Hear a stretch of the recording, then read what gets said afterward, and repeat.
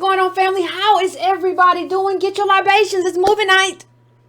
Oh, I wish they had something. They say fair use, but I wish we could just watch the doc together and just pause and watch and play, but we can't do that. So anyway, fam, how is everybody doing? I hope everybody is making it through the pandemic as well as can be expected. Please hit that like button for me. Please, please, please do that. Please share. Please subscribe to the channel. If you have not yet hit the subscribe button, do that. If you haven't hit the bell, please do that to get notifications. All these things we need to do. Go to subscribetobrown.com to add your name to my email list. I do not spam. All that good stuff. You want a shirt, go to adosmerch.com.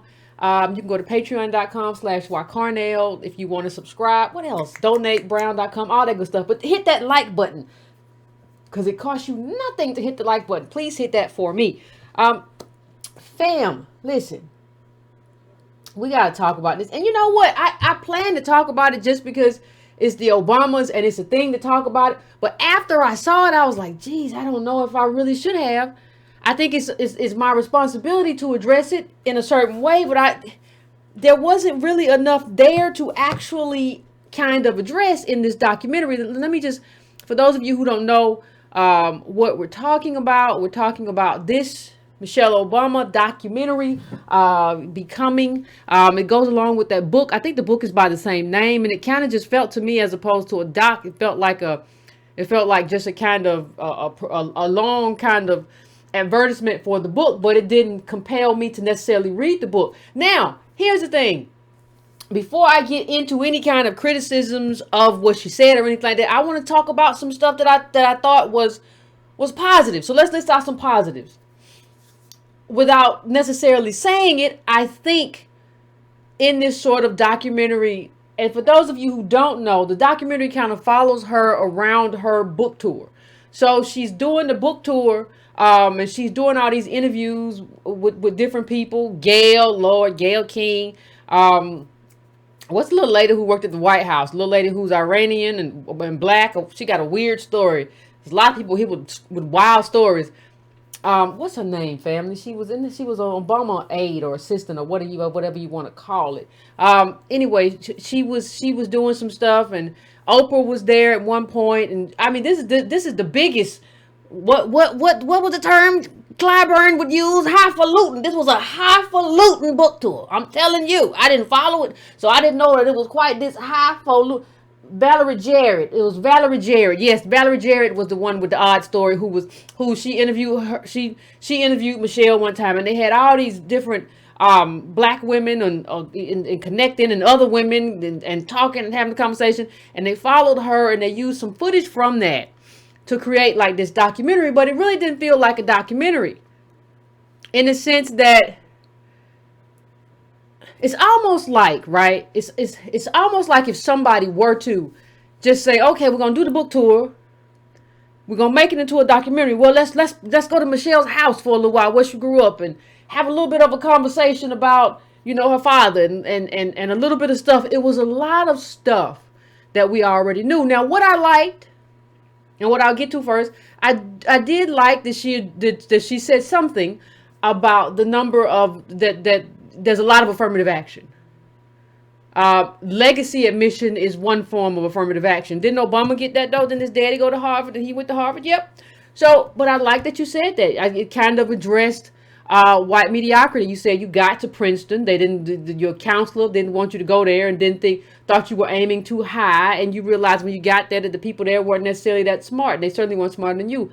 That's good stuff. I don't have any kind of issue with that. So those are things to be appreciated. But in terms of this, and let me tell you, just those are two things I appreciated about what she said. But let me just say this for those who are kind of wondering, well, why do this and why talk about this? Here's part of the thing for me. Or let me just say, here's why Michelle Obama matters. Barack Obama, former President Barack Obama mattered because he was president and because of what he did and the legacy he left. I would actually make the case that in this whole conversation, that Michelle Obama mattered more And I say this for one particular reason. I don't think we have a Barack Obama. I don't think we have a President Obama. I don't think we have his 8 years without a Michelle Obama. I don't think that. And let me tell you why I don't think that. Obama, President Obama is not ours. I'm not saying he's not America, but he's not ours. Like, you understand what I'm saying? In terms of, he made us believe that he was ours, but he was not ours. The other part of that is Michelle was ours. Now, what that it doesn't matter. You can have a member of your tribe who goes wrong, or you believe they went the wrong way, or whatever, but there's still a member of your tribe who just you don't agree with. She was fully ours, and she mentions in the doc like being a descendant of slaves and all that kind of stuff. She belonged to us.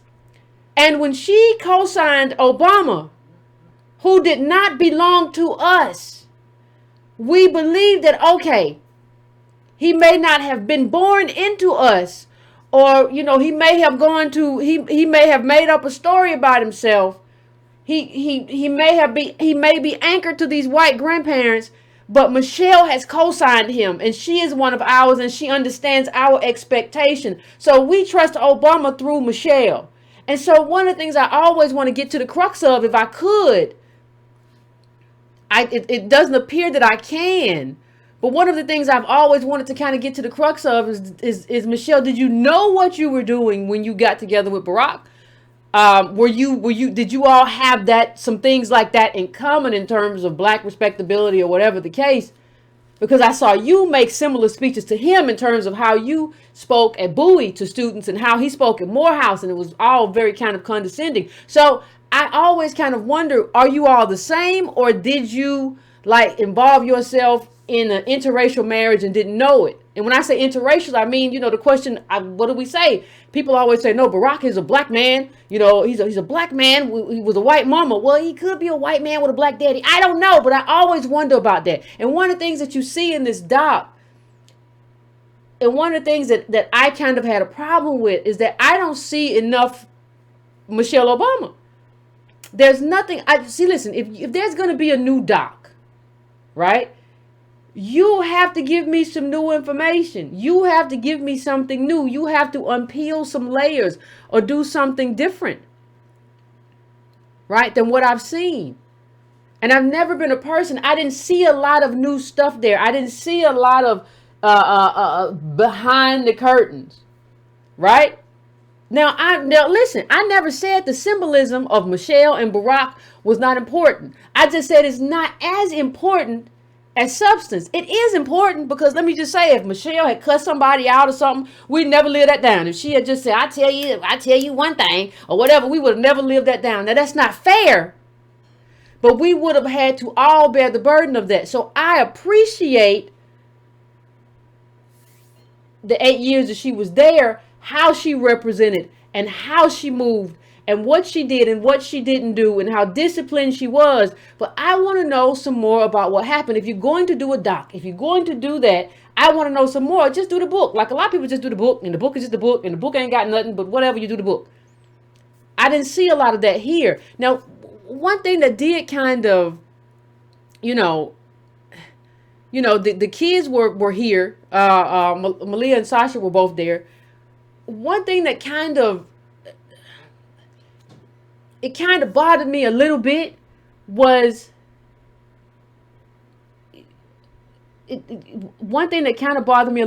like there were all these girls and black girls who were asking Michelle, well, Michelle, how do I be an individual out front? And it was like black girls wondering like how to be an individual. And I wanted to scream through the thing, because it's basically like you're this lonely, successful black woman. And I just want to say that the only way you stop being an individual is not just to like kind of harden yourself or kind of you get that at home. Like Michelle said, you get that at home when you're a kid or whatever. The one thing that I want to say is just kind of, no, like the reason that we're lonely in these spaces is because people are discriminatory and we're a bottom caste. Michelle is telling them like you have to find that within yourself. And I got that at home and I got that at the table. And it's wonderful to get the reassurance and everything you need from your family. but there should be family once you leave outside of your home, right? It shouldn't be this thing to where you are isolated as a black professional once you get out, because there's nobody else there but you. And you shouldn't have to teach yourself how to be isolated, because if there was the same upward mobility and meritocracy that allowed for us to move up as everybody else, we wouldn't have to do that. And so, I wonder when she says that, and she's talking about things that the family does as opposed to things that the government does. I wonder if she's saying that she understands that, part of the reason that this little black girl is still going to be lonely is because of what your husband didn't do and what he didn't even try to do. It's one thing, people always say to me, well, he only had a Democratic Congress for this long when he came in. He didn't have it for long. Well, part of the reason he didn't have it for long is because he allowed a lot of people to walk the plank, because he did a piss poor job with Obamacare and rolling out Obamacare, and even the plan that he picked and taking public option off the table. There are a lot of reasons why he lost that Congress. And Michelle Obama talks about that and says, well, I can't believe people didn't come out and blah, blah, blah. Barack Obama even lost control of the message. You remember how all those Republicans got to talking about death panels, and he didn't get ahead of that, and he had a one-day thing. It was all too professorial for America. America's not a professorial place. You better get with your stuff. You better get with your politics, and you better call a liar real quick, fast, and in a hurry, right? You can't do this little slow walk stuff. This is not Harvard. This is America. And a lot of people don't think good, clear, or whatever. You got to make stuff plain and simple, and that's not what Obama was. So part of this was Obama's failure to communicate.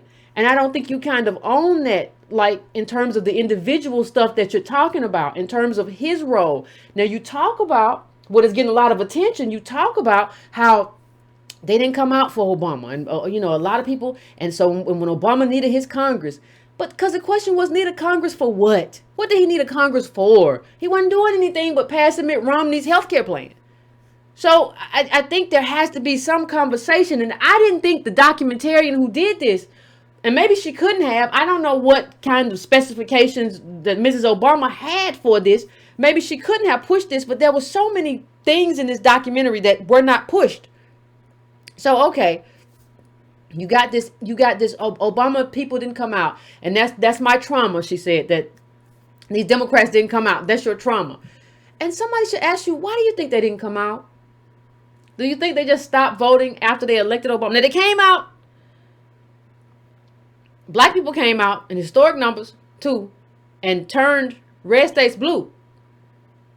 But you didn't see a lot of that in the midterm. I want to know why you think that is. I want to know what that disconnect is versus what you think. Because that's going to really kind of influence your advocacy going forward, too. What you think and what really happened. What do you think the issue was? See, those are the kinds of things in the documentary that were lines that she said or things that she said that were just able to sit out there. And nobody ever addressed them or talked about them or anything like that. We just kind of put that line out there and we left it out there.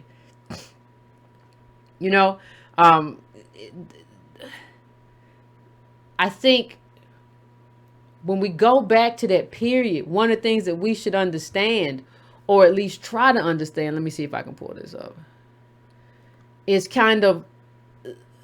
kind of black person that Obama had decided to be. And it was a decision. He went through his life crisis, and he told, it's out there in the books. He told his white girlfriends, that he didn't have a black bone in his body. He had a crisis.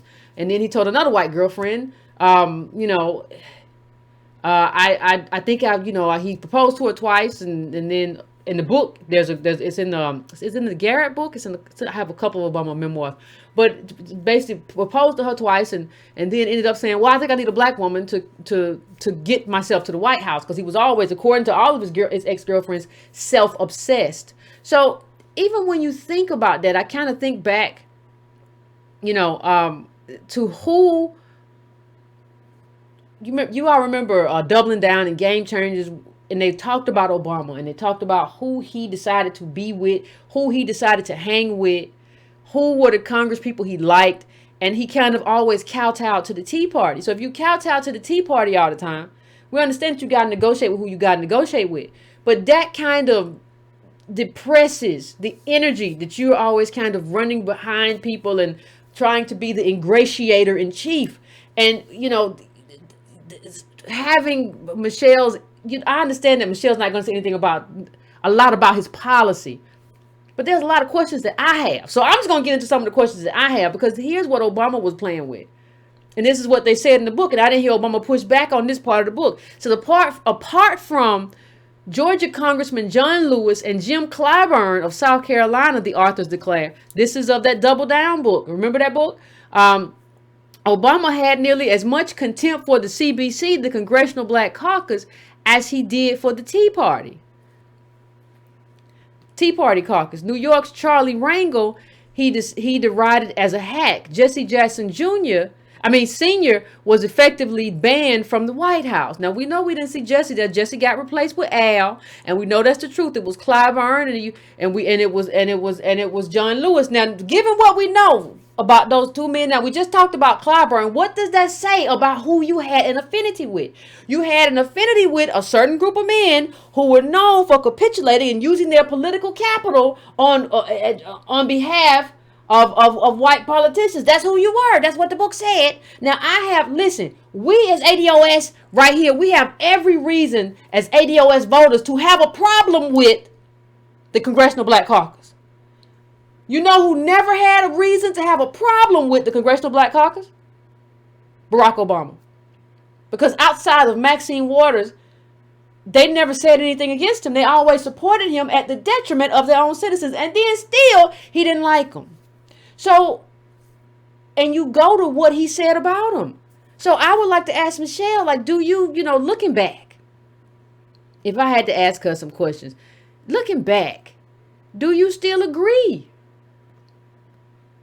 Looking back on all of this, do you still agree with what Obama said to the Congressional Black Caucus? Because it was Obama who said to the Congressional Black Caucus. Now this was him who said this right before the re-elect. This is 2011. He's supposed to get re-elected. People are starting to say we need an agenda. I said the same thing. We need an agenda to come out and vote. He says stop complaining. Take off your bedroom shoes and put on your walking shoes. This man who, if you've ever seen Obama's resume, I would ask Michelle if she still agreed with this. Because if you've ever seen Obama's resume, he don't have one. It's a very short resume. You wonder what he was doing with his life. Right? So that's what we look at. And this man who was in Hawaii, there were people in that room, regardless of how I feel about the CBC in terms of how they are moving right now. There are people in the room in the CBC who were Black Panthers, who were civil rights activists, while Obama was having his first day under a coconut tree in Hawaii. Who are you to tell somebody that? Right? So I would ask Michelle Obama, how do you feel? How do you feel now about that statement he made? Do you feel that it was detrimental? Or do you feel that coming from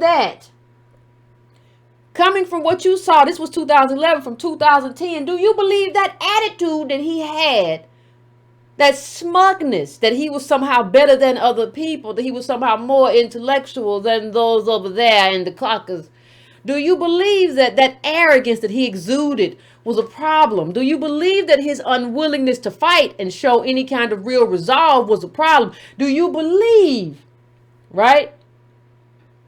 Because you have to be in a space where you can be an activist. It can't be just a space where, you have to always tell people, it doesn't matter to me, even if Obama had fought with Republicans and conservatives and he hadn't gotten a lot, but he had really fought the fight, I'd be like, listen, he fought the fight. He did what he could. And they didn't deserve him being there. That's what I would say. That's not what happened, though. So I think you have to, even if you kind of, as a documentarian, you have to delicately explore those things if you're going to do a doc. Because that's what if you do a doc, you kind of want to address what people are thinking about. And, in terms of the things that people are thinking about in terms of Michelle Obama, ain't nobody thinking about that with Laura Bush. May Barbara Bush rest in peace. And nobody thinking about that. Nobody was thinking about that. The thing people were thinking about with Hillary Clinton was about the affairs and stuff like that. People would think, no, what people are thinking about in terms of you, Michelle Obama, is a very different thing. Right? So we have to kind of consider that. We have to talk about that and be honest about that. I didn't see any of that in the doc. The doc was just kind of her talking to kids and the kids going through and being a mentor. And that's wonderful. I'm not saying there's anything wrong with mentoring kids. I would just like to see, if we're going to do a doc, I would like to see something more reflective. That's just me. I would like to see something that's more reflective of this is what happened. This is what I do agree. This is how I'm moving. Because these are young politicians, not old people. Right?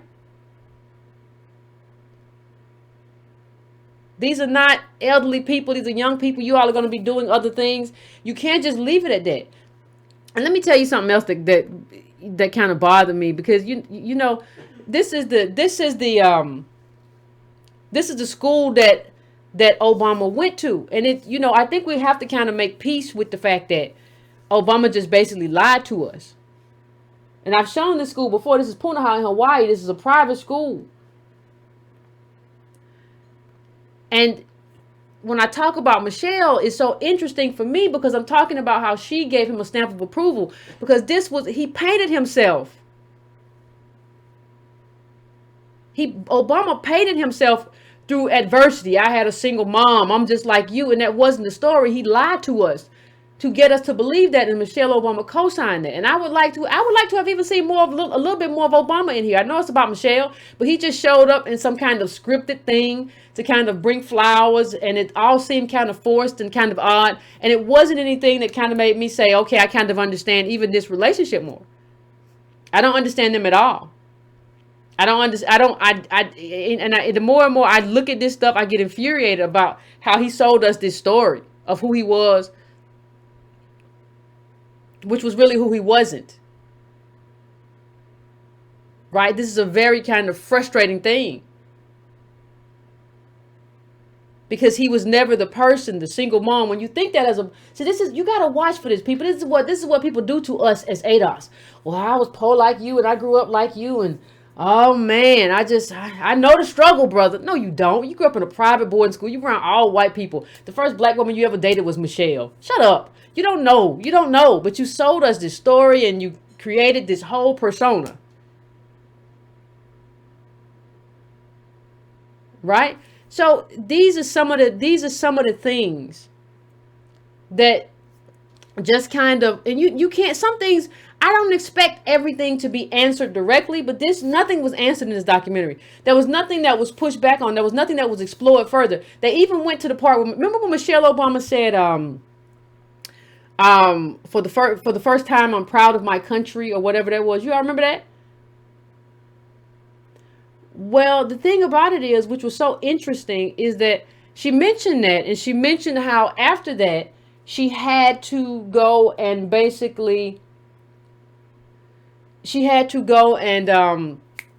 did she say? She wasn't as scripted after that. She stopped being as scripted. And and people took it the wrong way. And nobody asked the question, like, how did they take it the wrong way? Because I agree with her. I would actually go back and ask her, like, are you still proud, given what you went through, given how everything you did was mischaracterized, given how they compared you to a monkey and all this other racist stuff that you endured? Are you still proud? I would ask her that.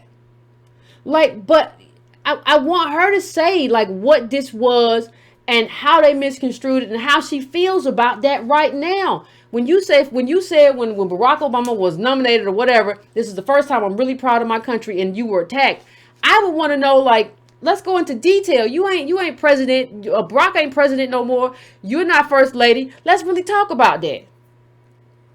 Let's really have a conversation about that. And that line was left there and just dropped, and nobody went back to it. How do you not explore that further in the documentary?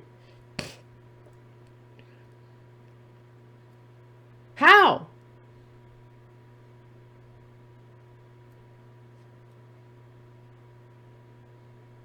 I don't understand how we didn't go further with that and go further and have a conversation about that.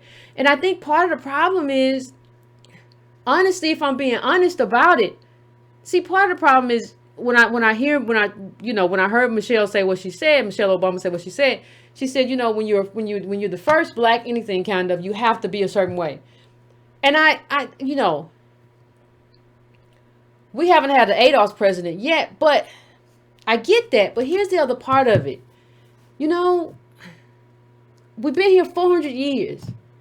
At what point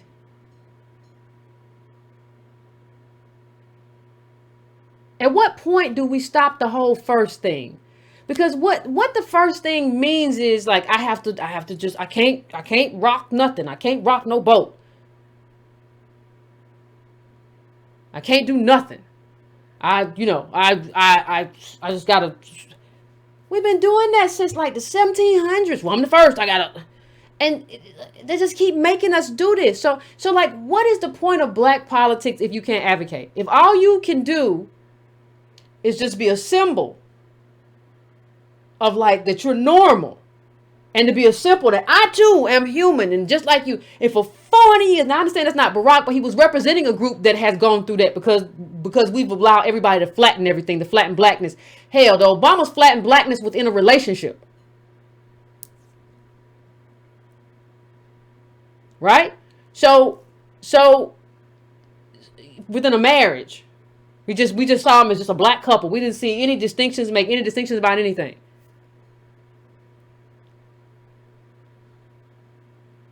So it kind of just makes me think, if that's the case, if we're just going to flatten blackness like that, what are we, there's so many other areas, if you're going to do a doc, that just should be explored. I don't know, the being the first, and we just had to be perfect. You can't live in a world where you can't have black politics because you have to perform for white America. You just can't have black politics. Just say because only thing you can say is because, listen, white America is too racist for me to do politics, so I can't. We can't do politics. And then we'll all know, look at how racist this country is. We can't even do politics. Then we'll know. Then we'll have an accurate assessment. You can't move into a space and say, I'm going to give hope we can believe in. We're going to have some transformative politics. We're going to have some real stuff. You can't, it doesn't work any kind of other way. You can't do that. So like all this, we're just going to be the first, and and I'm going to call the Tea Party. And of course they're going to want to negotiate. They don't want to negotiate now. They're showing up with Confederate flags in front of places with guns. Just show off that they got guns. They showing off for guns to shoot the coronavirus. There's no negotiating. And one of the biggest failures of the Obama administration, I think he had gotten through in his life by smiling at people and, smiling at white America and being charming, and that stuff didn't work. And I don't think he knew what to do. Right? So that's that's something else to be explored. Now, you might not be able as a documentary to fully explore that, but if you're not going to kind of curve into some stuff that even if you can't go into fully, I don't see what's the point. All we really saw was Mrs. Obama going around, and you saw how people responded to her and how she responded to them, and it was nice, but it wasn't something that should have been I don't think anybody, if y'all got something, y'all can call in and tell me different. But I don't see how it should have been like a documentary. Like let's just go through a couple of the things. Let's just go through a couple of the things that she said. Like she says here, I am the former First Lady of the United States and also descendant of slaves. It's important to keep that truth right there. And I agree with that, but I don't think the president kept that truth right there, right? I don't think Obama kept that truth right there because it wasn't his truth. It was your truth. His truth was just the truth of I am ambitious. I'm an ambitious person. And I'm going to use Black America as the doormat, and you as well, because I need to marry black or I won't be accepted. I'm going to use you as well as the doorway as the doormat to my ambitions. That's all I saw. I didn't see any of you in the man you married. In terms of those 8 years, in terms of who you say you are, in terms of what you just said. Now, what you said at Bowie to those kids sounds a lot like Obama. So y'all might have that in common. But in terms of who you kind of say you are and you suggest that you are, Mrs. Obama, I don't see any of that in the man you married. Now, maybe you married the wrong man, or maybe you married the right man. I don't know. I don't know why you married. None of that was in the documentary. There was nothing of you in the documentary. You were very closed off in the documentary. You were very guarded in the documentary. I saw the same, and maybe you've just learned that over the years. I saw the same Michelle Obama that I've seen in every, all when she was 8 years. You were a great first lady. I'm not, no doubt about it. You did a great job. You couldn't have been better. But I'm saying that's all I saw. It was an extension of that. I wanted a doorway into something else that I didn't get. Another quote. I am coming down from the mountaintop to tell every person that is poor and working class and has been told, regardless of your color of your skin, that you don't belong. Don't listen to them. See, that's another problem I had with the doc. There was not a lot of specificity. You talked about diversity and working class. The only time you really got to specificity is when you talked about you were a descendant of a slave. But we didn't really talk about what that means. See, let me just say something. Michelle Obama does a good job in the doc of kind of honoring her mother and her father and coming from slaves and all of that. But she doesn't do a good job of, okay, if you come from that, it's kind of like what I said about Clyburn. If you come from that, okay, fine. The question becomes then, how do you make that mean something? See, because it's one thing just to come from it. Okay, we get it. That's your history. That's our history. That's all of our history, except for the man you married. Oh, Punahou High School. But how do you infuse that history with some kind of meaning? Because that history doesn't just meld well into the histories of all people. You can't say, well, we all just all Crayola, and we got a bunch of Crayolas, and it's orange Crayolas, and it's green Crayolas, and it's purple Crayolas, and no matter what kind of Crayola you are, you can still draw a pretty picture. That's not what slavery was. And that's a dumbing down of what slavery meant. And that's a dumbing down of our contribution to this country. And I have a problem with people who don't speak with any specificity about what that means, and don't speak any specificity to little black girls, little ADOS girls and boys about what that means and how we don't speak about cohesion. We have not arrived. Now, when you arrive, you can start talking about, well, we all just in here. We all just Americans doing our thing. You can start talking about that. You can start talking about that because when we get reparations, we can have a different conversation. While we're still a bottom caste, we can't talk about we all in it together because we're not. I wish it were different. I didn't make it this way, but this is what it is. We're not in it together. And we have this whole in it together kind of conversation with you and Barack Berry. And I find that also problematic.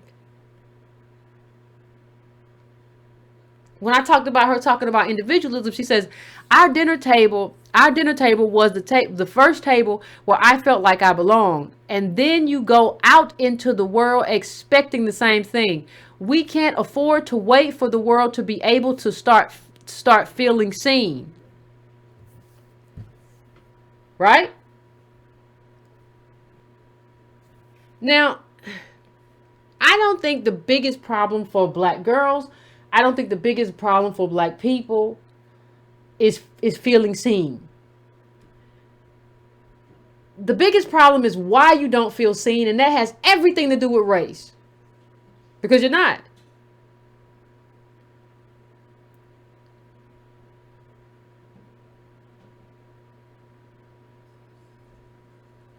That's the issue. That is the issue. It's not a problem of being seen. It's not an individual problem.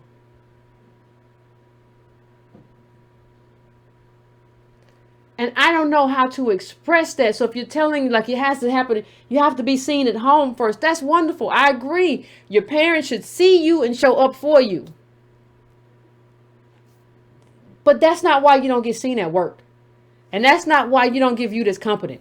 And that's not why when you go to the hospital, they don't think you feel pain. And that's not why when you go to the hospital that they treat you differently or think your skin is thicker. That doesn't have anything. And I feel like there's just an abdication of not addressing systemic things. Like, oh, people won't buy my book if I address systemic oppression. People won't buy my book if I tell the truth about black life. Well, what's the point of you being black as in public? And I'm not saying that it's fair. Everybody else gets to just be free and do whatever they want to do.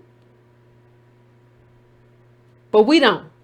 I'm not saying that, but that's just the life you were born into. You don't get to just be free. You would not. You're not. You're not. You have. You. We're still at the point of where you have a responsibility,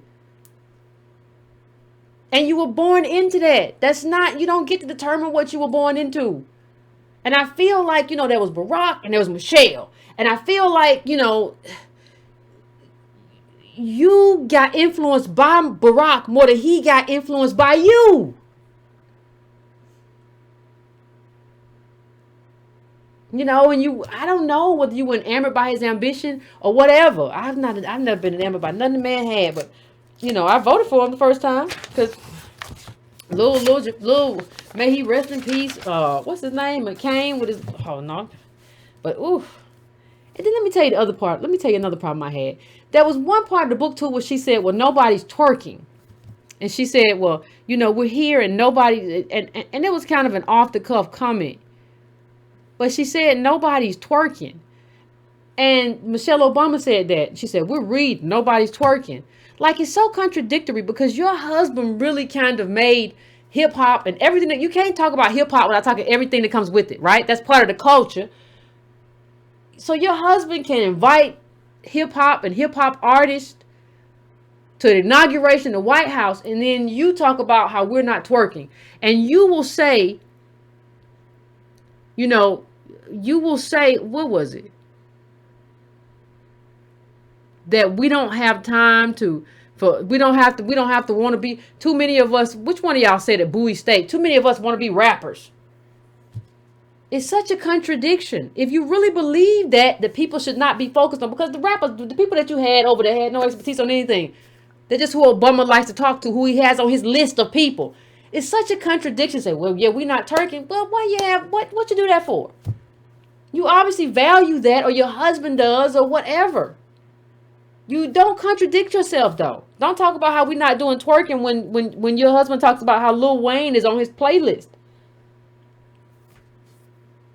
Because twerking is also a part of that culture.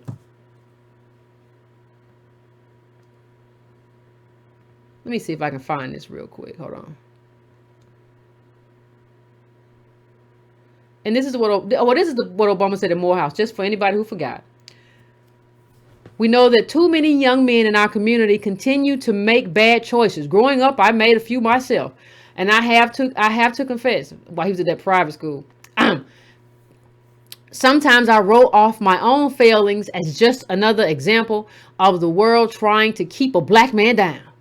But one of the things you've learned over the last 4 years is that there's no longer any room for excuses.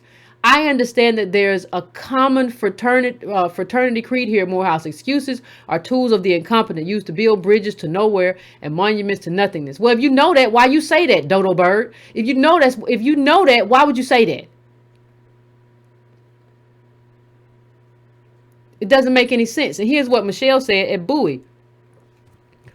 But today, more than 150 years after the Emancipation Proclamation, more than 50 years after the end of separate but equal, when it comes to getting an education, too many of our young people just can't be bothered. Today, instead of walking miles to school every day to school, they're sitting on couches for hours playing video games, watching TV. Instead of dreaming of being a teacher or a lawyer or a business leader, they're fantasizing about being a baller or a rapper. See, this is all very problematic, and it's been problematic. It didn't just get problematic. It didn't just get problematic today. So the problem I have, we're getting into this space where with this doc, and you see the Jordan doc, and I find it kind of interesting that both these docs were released at the same time, where coronavirus is kind of ravaged, kind of tearing apart black families. And even those of us who don't die or get sick from coronavirus, essential workers, you got to go to work, you got to be scared, you got to get laid off. And at this time, we have to watch Michelle Obama and Michael Jordan on TV.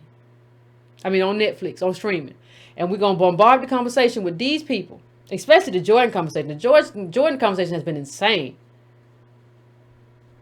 I just been watching the doc, wondering why his eyes so red. What's wrong with your eyes, son? But, there's a lot that doesn't make a whole lot of sense to me. because, and that's kind of why I always harp, you know, Antonio and I may do a conversation about the Jordan doc and kind of intersect it a little bit with the Michelle doc, but there's a lot that doesn't make a lot of sense to me. And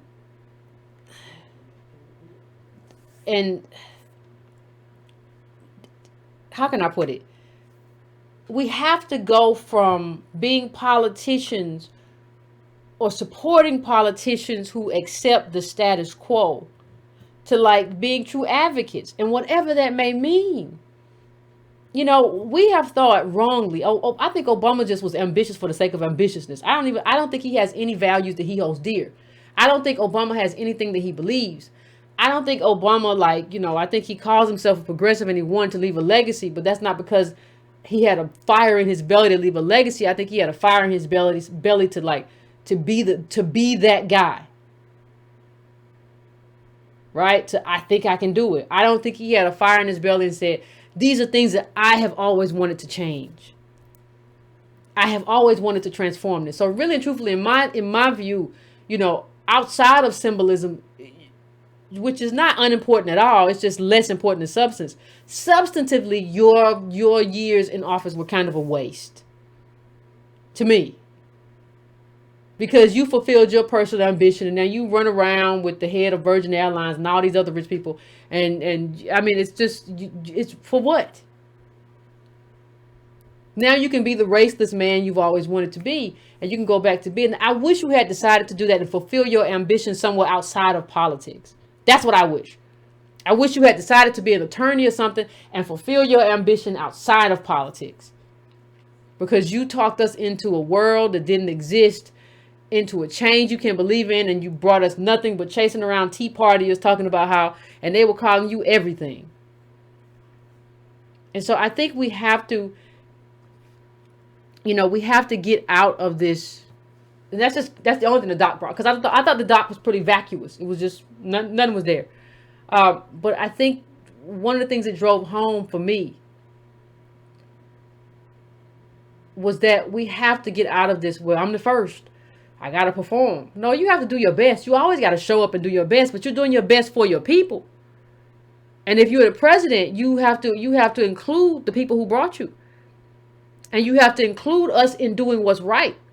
And you can't tell Ta-Nehisi Coates that you don't believe in reparations. I wonder what can you tell me about that? That's one of my questions. When he told Ta-Nehisi Coates that he didn't believe in reparations because of immigrants and some other old stupid stuff, because your husband is good for saying some old dumb stuff. When he said that dumb stuff, did you agree with him that you, the slaves and you come from, that y'all don't need none of that? Did they teach you that at Princeton? When did you pick that up exactly? That we not deserving of reparations? Did you believe your husband? Now I know why your husband might believe that, because he didn't grow up ADOS.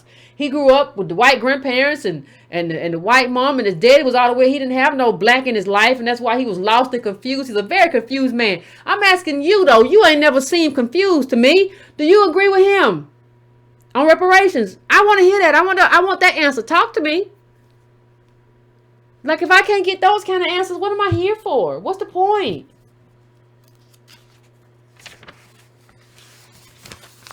I don't understand it. And there's no need to be a presentation anymore. I'm not here for that.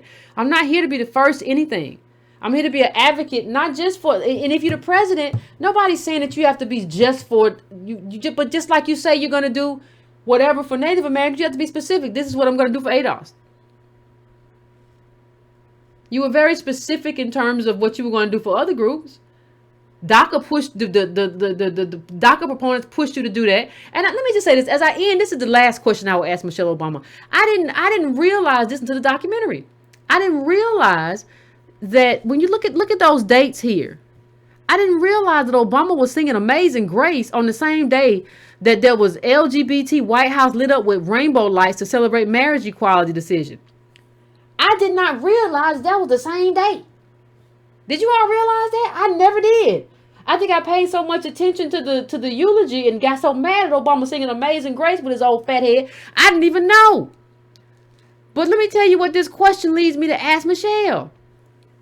Michelle, given that these two things happened on the same day. One group is celebrating and the other group is mourning a terrorist attack. And one group doesn't say, hey, let's not do this because we should all be mourning. Do you still believe what Obama said when he said there's not two Americas, there's not a red or a blue America, there's a one America? Because it looks like a lie to me, because it looks like one group is always celebrating a win and one group is always being thrown back. One group gets shot at and murdered, and the other group is like, we still finna go have this party outside with these rainbows. And don't tell me this stuff, well, the black people, there's black gay people. That's universalism. That's universalism right there. There's black everything. There's black people who are small people. Suffer from dwarfism. There's black people who are 6'5". There's black people in everything, but that's not the thing that binds us. So everybody tried that during the Obama administration. Well, what about healthcare? It's black people that need healthcare. This is the stupidest thing in the world. There's always some black people in every group. We're talking about what are you going to do specifically for the group, and to see that this happened at the same time. How could you celebrate? I don't care what you just won. Wait a day, wait a week. How could you celebrate? It's two Americas. There's two Americas. One is uplifting and one has wins, and the wins just keep coming. And the other one has loss, and the losses just keep coming. And everybody just keep lying to us about the losses and what we can do about the losses and what it's going to look like. And instead of giving us pause, you want to sing to me like you my pastor. Oh, amazing. Shut up. You're the president. See, I always say, I'm going to end with this. But what I kind of saw, and it's the truth, Obama has always wanted to be the daddy to black America as opposed to the president of black America. And when I say black, I mean Adolf. You have always wanted to be one and not the other. But given your life, you are not Adolf enough to be the black daddy of black America. Only thing you could do was follow the data and do that. You are not that person. You were never that man. You were never the man you thought you were. You were confused for a reason. You should still be confused. You have recreated yourself and it got you a good accomplishment, Obama, but you should not even be able to sleep at night given who you are. And given how weak you are as a human. I'm not talking about as a man or anything. As a human, you are a weak person. The fact that you spent your 20s trying to figure out who you are, who does that? Most of us have people kind of figure out, I don't know if I want to dress like this. Maybe I want to wear jams, or maybe I want to wear flip-flops. Or maybe I don't really like no flip-flops. Maybe I want to wear Adidas slides. Or maybe I want to wear caps. But you spent the whole time trying to figure out who you was. And then you recreated yourself into something that you're not and fooled us all. Well, my only hope, family, is that it doesn't happen again. Let this be a lesson to us all. Don't let nobody who went to the Puna House School come to you and tell you I'm just like you. You got to research the data, where you come from, what you do, how long you. And I'm not saying you don't have to, but you don't have to say, okay, you're not us. That's fine. Okay, so what policy do you have for us? It's fine if you're not us. You ain't got to be us. What does the policy look like? What does your agenda for us look like? If you're not, that's fine. What is your agenda? But we let you slick out of here and then you show up at a funeral and sing Amazing Grace.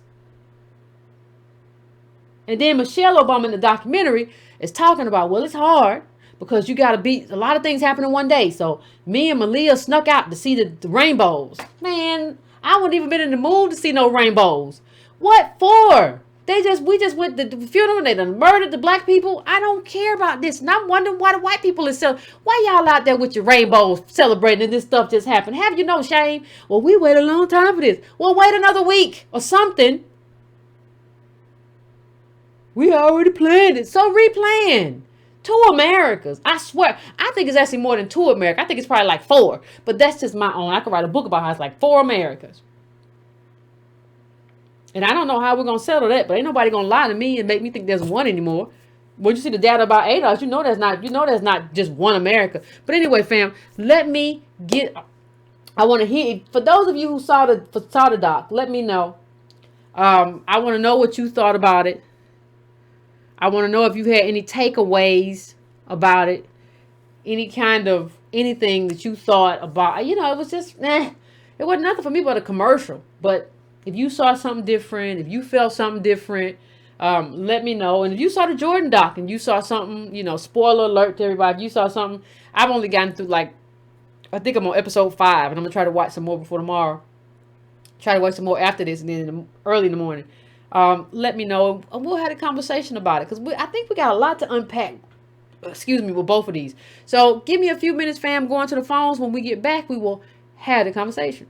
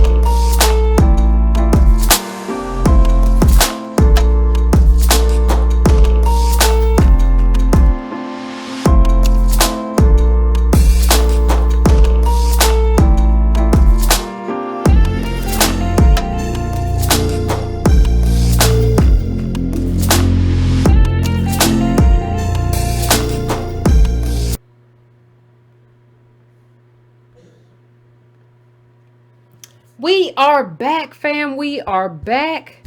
Another part of the doc actually was talking about, and this we knew this before that though, but like how much they lived apart. You know, the funniest thing is I remember asking somebody. I remember asking a woman years ago. I said, "How long are you going to?" This was after I kind of figured Obama out, and I figured out I didn't support him. And I said, "Like, how long are you going to support Obama?" And she said, "As long as he supports his black wife." And it's funny because like while he was working in this, while he was an elected official and the state lawmaker, they weren't living together like that. He would be gone most of the time. That's part of what caused so much friction in their marriage. And it's funny to me, like every woman who says like Girl, I want to be Michelle. You don't even know if those people weren't living together then. You don't even know if they're living together now. Like, if you see the doc and you see their interaction, like, you tell me. Like, I'm not gonna judge anybody's relationship, anybody's marriage, but when Barack brought them flowers up there, you just tell me what you saw and when they left. They didn't seem like a couple. You just tell me what you saw. Like, you don't know anybody's life. That's just the thing. Like, you think, well, hold on, he must, man. That was the first. Listen, if you're the first black woman somebody dating, I'm not saying you can't interracially date or none of that. Do what you want to do. But if you're the first, you might be the last. I don't know. But just I want to hear what everybody thinks if you've seen it. And if not, just you can give me some other stuff too, especially on the Jordan doc or whatever. But you know what this means. All kinds of stuff. We're going to get to the phones real quick, fam. Let's get to the phones. Be concise as you can, family. Let's get right down to it. I'm going to 918. 918, what's your name? Where you calling from? What's on your mind? Oh, shucky. This is Rand, calling from Tulsa, Oklahoma. You also know me as Inferno on Twitter from time to time. I have two things. I'll make it quick. Okay. When she mentioned, because I watched this right before the show, when she mentioned that when he would stare off into the distance and she'll be wondering if he's thinking about her, and he would say something, he's worried about income inequality and the fate of the black community. I wonder where the Obama was. We didn't get him where he was truly concerned about us. I thought that was pretty big that she said that. Yeah. And then the other thing was the symbolism, just how it just affected us, and watching how everyone would react to her. It just they were just basically treating her basically like she was reparations. Like that's everyone's reaction to Michelle. Even the older black woman that thanked her. And I can understand seeing that, but she didn't do enough. They didn't do enough. Well, you're not. You know what it is. I like Obama, Barack didn't do enough. But like you're not. Even in terms of you're going to give me a documentary, you're not giving me enough. Like there's nothing here. There's nothing here. Just write the book then. Just write the book and let the book be the book because there's nothing here. Turn your background down. I agree with that. Yep. But yeah, that was the biggest things, and then how she also passed the baton to the different girls and even the different communities, like the Native Americans, the Mexican girl, and that we just always have to share. It seems like, but that was all. This quick things that I noticed. You mentioned the biggest thing, which was the church shooting and the marriage, which was really huge too. I didn't know those were the same day. Me either. I had no idea. Wow. The optics of that doesn't look good. Well, it's the optics of how everybody feels about it. It's the optics of how America feels about ADOS, and we are America. Oh yeah. Well, that was it. Thanks, fam. I'll sit back and enjoy the show. Thank you so much. Appreciate it, fam. Thank you so much. That you do. Appreciate it, fam. Yeah, that was like I didn't realize that either. I remember being so into like what I remember being so pissed off at him singing Amazing Grace that, you know, as opposed to like talking about what he was going to do in terms of hate crimes or what he was going to do in terms of ADOS or what he was going to do. He just got there and sang, and I was just like, oh God, this is a horrible, horrible person. But anyway, going to my next call. I'm going to 601. 601, what's your name? Where you calling from? What's on your mind? You there, 601? I guess 601 dropped off. Okay, we are going to go to 816. 816, where you calling from? What's on your mind? Hey, Yvette. Hey, what's going on? Oh, nothing. Kansas City, Missouri. My name's Anthony. What's going on, Anthony? Just enjoying the show, libated up. Don't libate too much, sir, unless you drink chamomile tea. Oh, yeah, chamomile tea. That's what I'm drinking. But no, it's more the same. They've been relegated to entertainers now. And they're telling us what to think. They've been relegated to entertainers. We aspire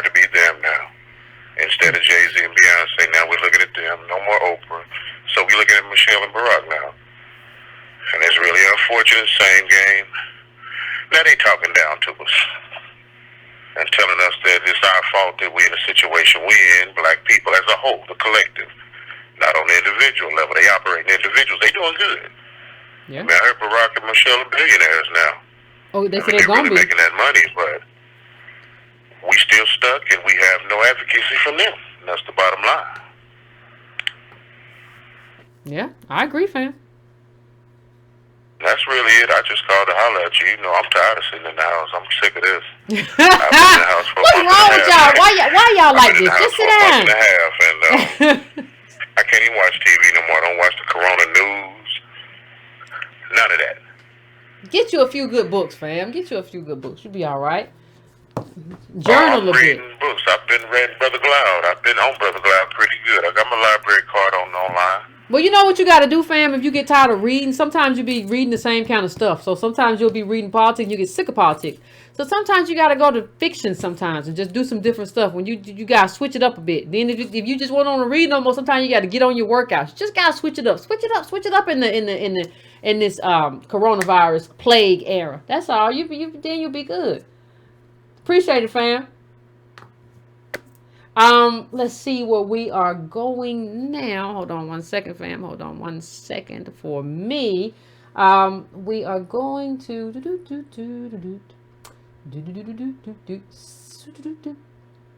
646. Hold on, 646. What's your name? Where you calling from? What's on your mind? Hey, Yvette, this is Granville. I'm actually calling from New Jersey. How you doing tonight? Pretty good. How about you? I'm doing fine. I actually didn't watch the documentary because I knew it was a fluff piece. Uh-huh. I remember a commentator said this a while ago, back in 2012, when Niyab Jamal said, Barack Obama is no different than Mitt Romney. He's just better dressed up. And that was back in 2012. I kind of knew the fix was up. I don't think he's better. I don't think he's better dressed than me. I really don't think that. I don't think that's true. But I think by 2012, everybody knew. Like, I've been talking about this since 2009. By 2012, if you didn't know, you had your head stuck up your butt somewhere. Everybody knew by 2012. At least you should have. Yeah, I mean, it's unfortunate with the whole corona situation, and I'm in the New York tri-state area.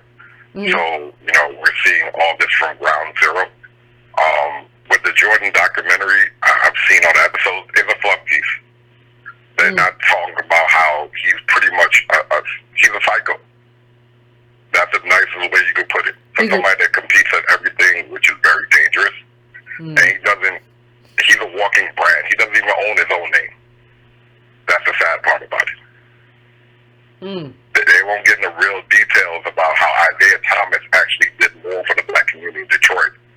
That's why he's beloved so much. So it's one of those things where when you see a lot of these athletes that get demonized, whether it's Kareem, Oscar Robertson, Bill Russell, LeBron, you always have to ask, what did they do behind the scenes that pissed so many people off? And that's what you're seeing with this documentary. They're making him to this messiah figure. And I had to tell people, no, he came in at the right time. He came in the mid-'80s where a lot of black people previously was locked out. Well, emerging markets and everything else. Well, fam, Isaiah Thomas, spoiler alert, but Isaiah Thomas says it in the doc. He says that, listen, we knew that the league was building Michael into the next superstar. He said we knew the league, they had Bird and they had what's the other one's name? Who started all the Starbucks? Magic Johnson. He said we knew they had all of them, and he basically said, like, listen, the league, these people are talented, but the league has decided that this is going to be the next superstar, and so we were just fighting with it. So it's just like all the people was like, no, it was just Jordan. No, there's something with that too. So it's all very interesting in how it all comes out. But yeah, fam, I'll let you finish up. I'm sorry. Oh yeah. So when you look in this documentary, and I just had to ask a simple question: where's the real Michael Jordan? They'll show you little glimpses of him, of how he belittles people and everything else. But a lot of people don't understand that he approved of every single footage of this video. Yeah. Every single footage, because he wanted originally Ken Burns to do it, and Ken Burns like, hell no, you're not going to dictate what I do. Yeah. As far as being a director, and that's when they went to the guy Jason here. But I'll finish up with the whole thing with New York. Recently, this is local news. The MTA, which is like the subway system, found 2,000 people that was living down there because they have to do a mass cleaning of the subways from 1 in the morning to 5 in the morning. 2,000 homeless people are sleeping down there. Most of them are ADOS because I used to be a case manager about 4 to 5 years ago. There's a lot of people that's on the street that have mental health illness and what they call chronic homelessness, which basically mean that people got so used to that lifestyle that even if you put them in a shelter or like an apartment, they'll go right back.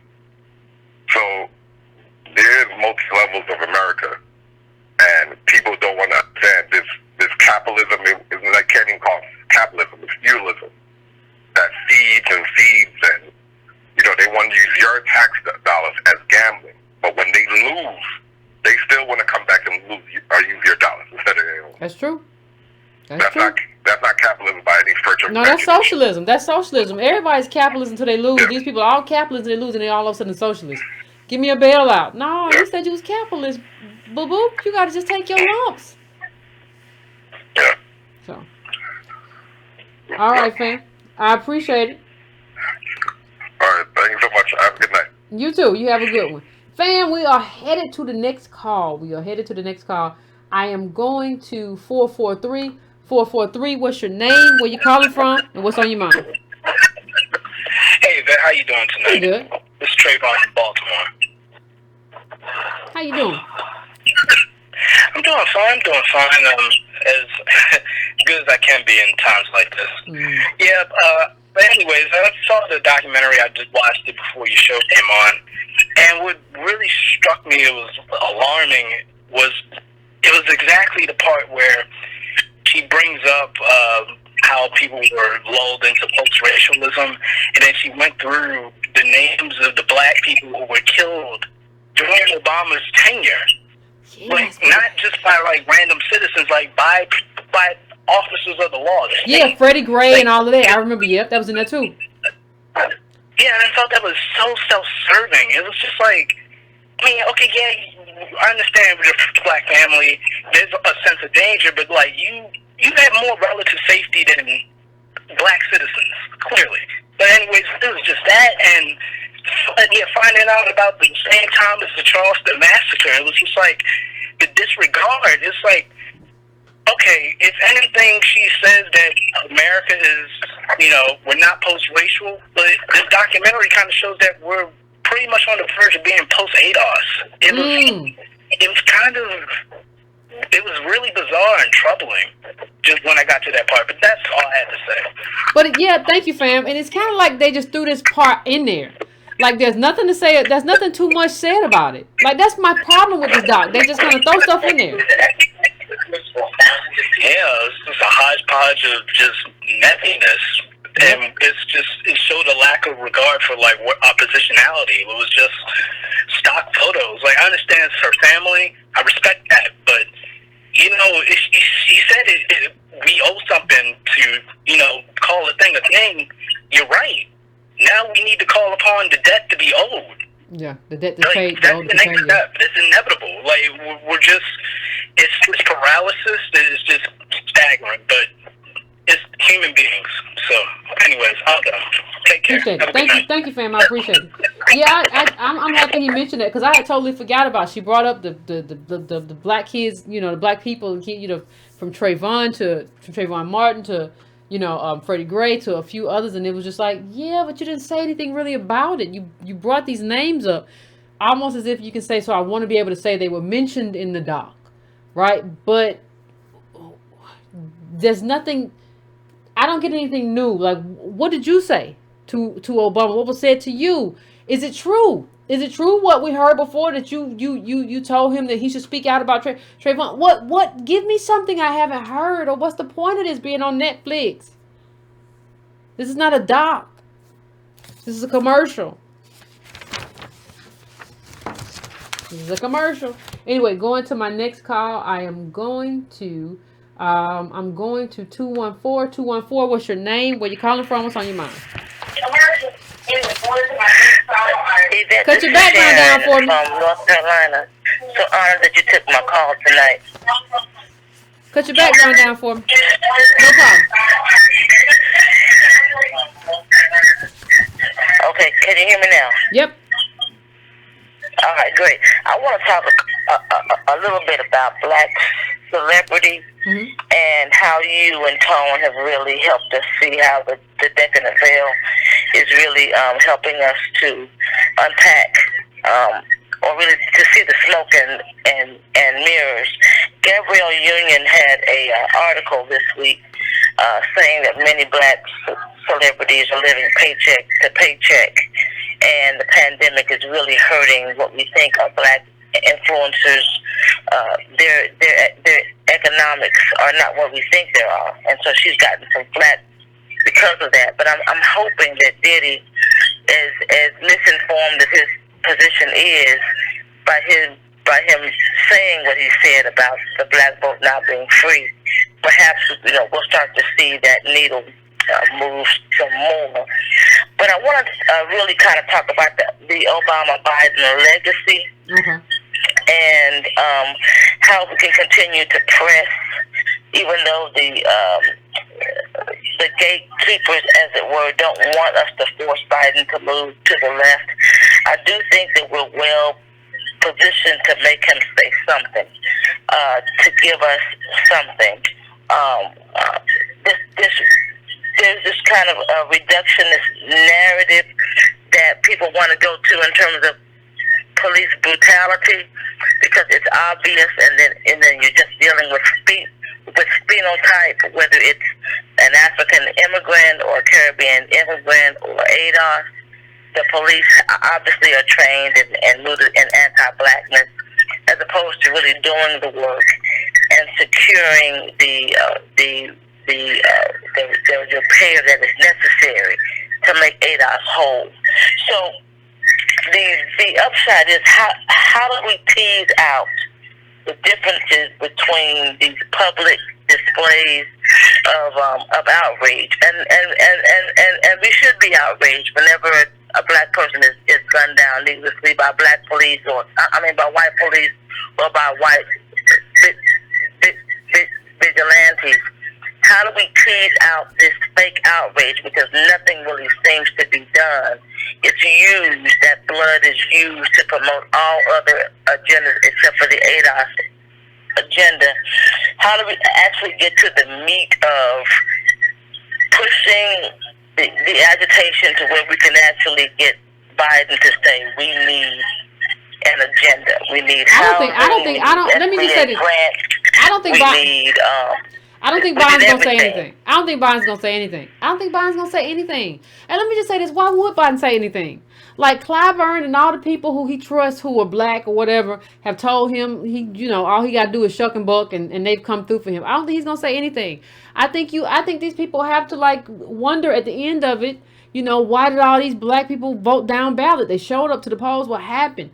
I don't think he's going to do anything. Now, and one of the things I don't even really show killings of black people on my page really much anymore, because it doesn't. I'm sure you're going to see it elsewhere. First of all, so you're going to see it. You don't need to see it again from me. You're going to see it. I've seen it.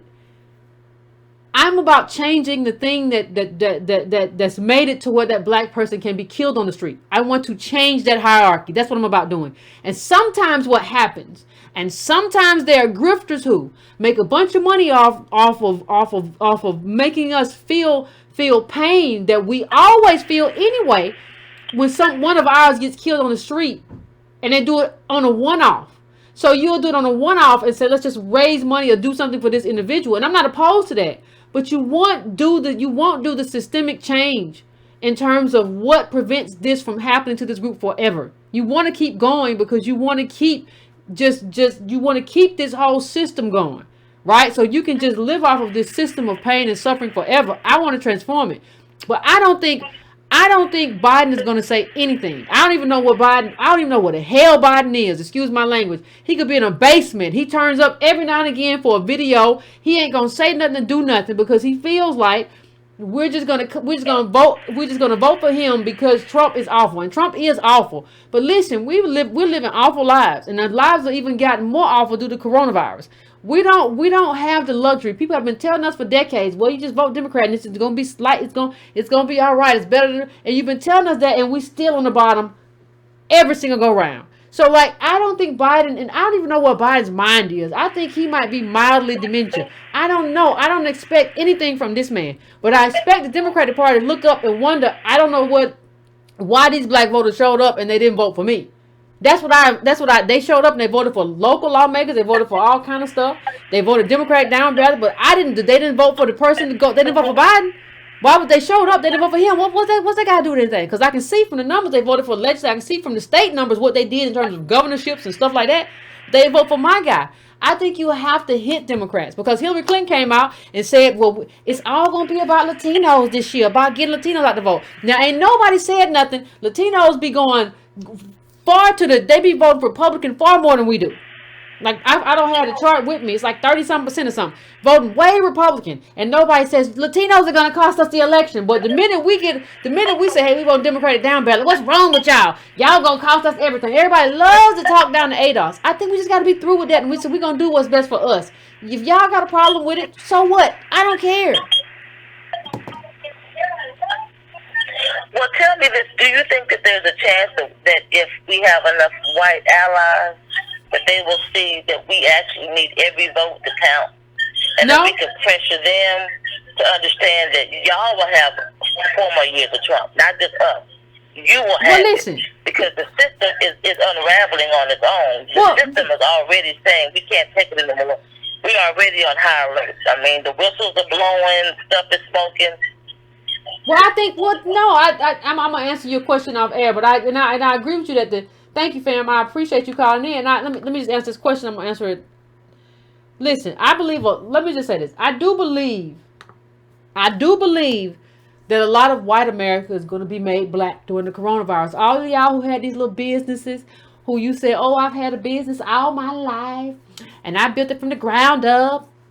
It's about to be swallowed up because you didn't get your little stuff and the corona gonna eat you and you don't have enough savings. And then they said even when the stuff come back, you can't go back inside like you did. You gotta have social distancing. But the money don't work for you unless you can pack up the bar and pack up all the tables. So you're gonna have to close up shops. You're gonna have it's gonna be a whole shift in terms of the only people gonna be able to make it work are the people at the very top, the biggest companies. Because they have the biggest reservoir, the biggest reserve, and the biggest bailouts, as it would seem.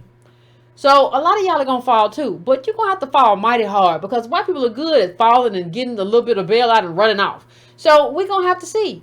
But I don't count on anybody. To come and realize something, especially that fast. People have had generations to realize stuff and still have it. I hope you do. And I intend on keep making the case so you do. But I don't count on anything.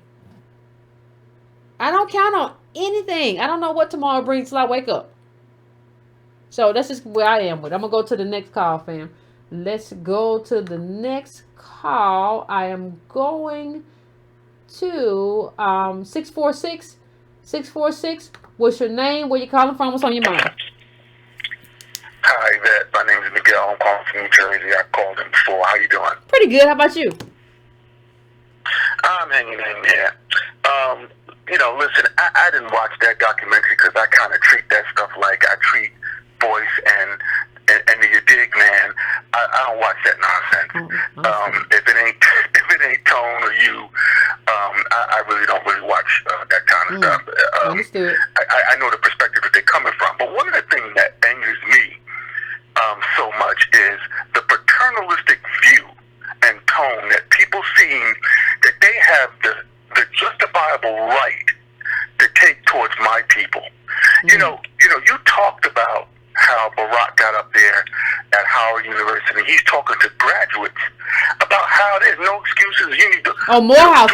He changed his tune a little bit. He changed his tune a little bit before he got to Howard, but Morehouse, yeah. Right, I'm sorry, Morehouse.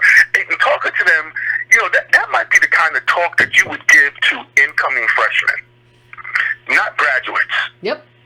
They're already on the right path. And it's this continual paternalistic view. That's why, these actors and stars that got barely 5 cents above their rent money feel they feel obligated to tell black people who don't have 5 cents above their rent money what they're doing wrong and what they should be doing right. You don't know enough. And I have to admit, I was like that. Before I started watching Breaking Brown, I didn't know. Even you either have admitted, going through college and stuff, it's all black everything, and Africa this and poverty, and you want to include everybody. You realizing, like, nobody else is playing that game. Yep.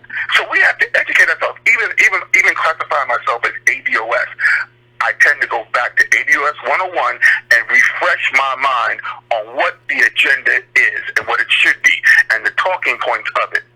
So, like, when Michelle gets out there and says, it's black people's fault that Hillary didn't win. Well, wait a minute, Michelle. Wait a minute. Well, see, she didn't say that quite. She didn't say that quite. She said Democrats didn't show up. That's the way I heard it. I saw another paper try to paint it differently, but she said Democrats. Right. But even that, I had a problem with her saying she understood the Tea Party. How do you understand? I mean, she understood. I'm sorry, Trump supporter. I was like, how do you understand them? But go on. Right. But the narrative is sort of like the blame is on black people, to put black people in the space of number 45 is in it because of us. He's not in it because of us. No. Remember, before 45 ever got in the ring to compete against Hillary, he had to defeat established Republicans. Now, whose fault was that? Yeah. Whose fault was that? That wasn't black people's fault. And that's what they. So I'm just saying. That's Republican. And let me just say this. Let me just say this too. Republicans should own the fact that you all threw your own people away. Like, Republicans threw poor Republicans and middle class Republicans and even upper class and Republicans, not rich, super elite were good, and the elite were good. And y'all threw them away. So a lot of them didn't necessarily vote for Trump. What you saw with some of them is that they didn't come out.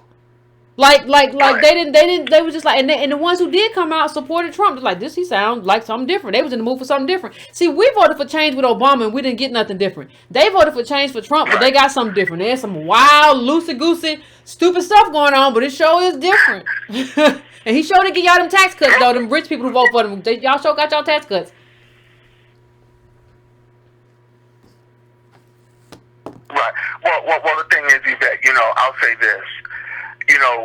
To those stars out there like Diddy and everyone else, T.I., and as I know Tone was talking about that earlier yesterday, all these people coming on these different platforms and talking about what people should do and da-da-da, this, that, and the other, they know exactly who you are.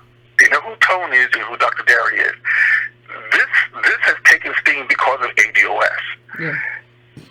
I would never go to Charlemagne and say, Charlemagne, tell me about the Ottoman Empire, or tell me about history, or tell me about physics.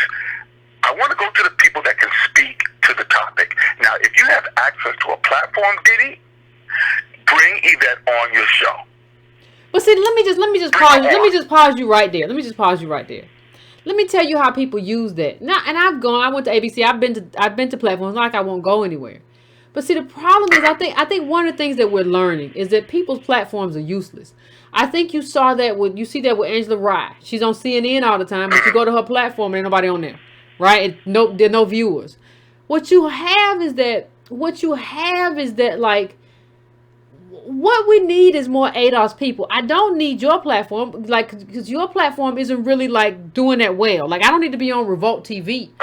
That's not something that I need. We tend to think that because we see these people on regular TV, right? I really haven't seen a lot of people do well. Like, even when Diddy was talking about he doesn't get stations and what, but I haven't seen a lot of people do well in terms of coming on to YouTube. We saw Roland Martin come on. He had some hits and he had some misses, but he's not consistently good with the numbers. He was on CNN too. Even Mark Lamar Hill, you saw him come on and do Black Coffee. Haven't had a lot of numbers. I think we have tended to think that these people are going to garner people, like they have their own backing.